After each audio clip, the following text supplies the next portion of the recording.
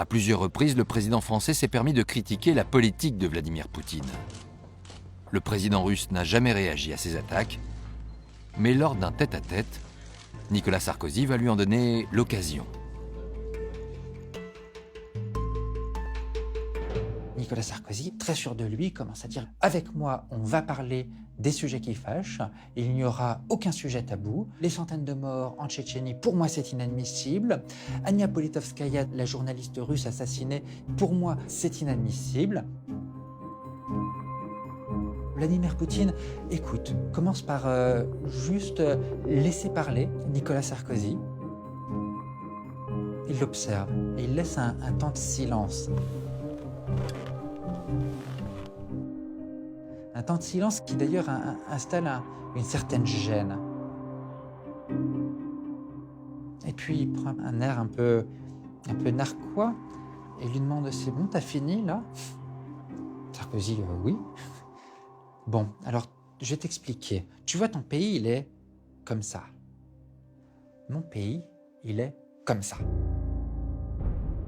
Alors maintenant, de deux choses l'une. Ou bien tu continues sur ce ton et je t'écrase, ou alors tu arrêtes de parler comme ça et tu verras, tu viens juste de devenir président de la France, mais je peux faire de toi le roi d'Europe.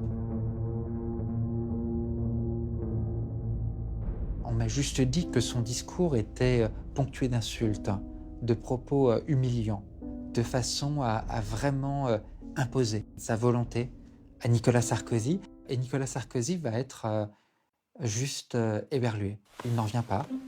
Et Nicolas Sarkozy va avoir du mal à s'en remettre. Il est encore sous le choc de cette conversation lorsqu'il se présente à sa conférence de presse. Mesdames et messieurs, qu'est-ce que vous préférez, que je réponde aux questions?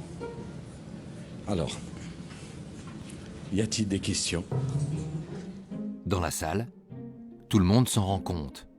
Et les journalistes s'amusent à penser que la rencontre avec Vladimir Poutine a été un peu trop arrosée de vodka. Les commentateurs de l'époque avaient oublié que Vladimir Poutine, lui, ne boit pas ou pratiquement pas, et Nicolas Sarkozy non plus d'ailleurs. On a eu cette interprétation sur la soi-disant ivresse de Nicolas Sarkozy, alors qu'il était en fait simplement KO debout du fait de l'humiliation que venait de lui infliger Vladimir Poutine.